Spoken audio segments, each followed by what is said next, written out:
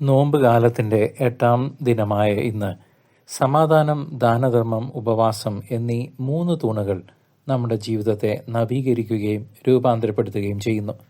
ദൈവസന്നിധിയിൽ അർപ്പിക്കാവുന്ന ഏറ്റവും വലിയ ബലി ഒരു തകർന്ന ഹൃദയമാണെന്ന് തിരുസഭ നമ്മെ പഠിപ്പിക്കുന്നു. പാപത്തിൻ്റെ ഭാരത്താൽ നൊമ്പരപ്പെടുന്ന മനസ്സിനെ പിതാവായ ദൈവം ഒരിക്കലും നിന്ദിക്കുകയോ തള്ളിക്കളയുകയോ ഇല്ല.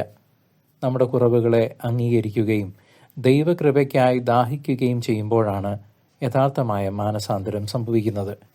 ബാഹ്യമായ അനുഷ്ഠാനങ്ങളെക്കാൾ ഉപരിയായി ഹൃദയത്തിൻ്റെ ആഴങ്ങളിൽ നിന്നുള്ള വിലാപമാണ് സ്വർഗത്തെ ചലിപ്പിക്കുന്നത്.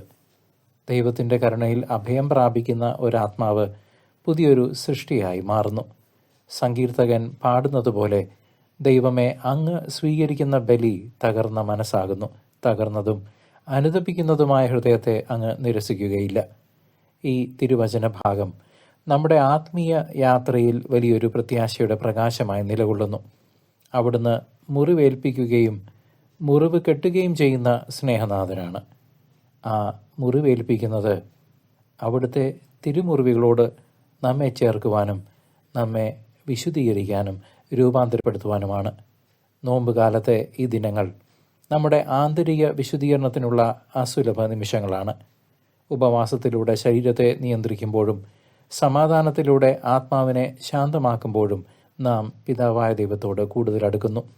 ദാനധർമ്മത്തിലൂടെ മറ്റുള്ളവരിലെ ക്രിസ്തുവിനെ ദർശിക്കാൻ നമുക്ക് സാധിക്കണം. തകർന്ന ഹൃദയത്തോടെ അവിടുത്തെ സന്നിധിയിൽ നിൽക്കുമ്പോൾ ദൈവിക സമാധാനം നമ്മിലേക്ക് ഒഴുകിയിറങ്ങുന്നു. നമ്മുടെ പാപങ്ങളെ കഴുകി വെളുപ്പിക്കുന്ന ദൈവസ്നേഹം നമ്മെ പുതിയ മനുഷ്യരാക്കി, പുതിയ സൃഷ്ടികളാക്കി മാറ്റുന്നു. കർത്താവിൻ്റെ മുഖം നമ്മുടെ മേൽ പ്രകാശിക്കുമ്പോൾ ഇരുളടഞ്ഞ വഴികൾ താനെ തെളിയുന്നു. ജീവിതത്തിലെ തകർച്ചകളെ ദൈവത്തിൻ്റെ സ്പർശനത്തിനുള്ള അവസരങ്ങളായി നമുക്കും മാറ്റാം.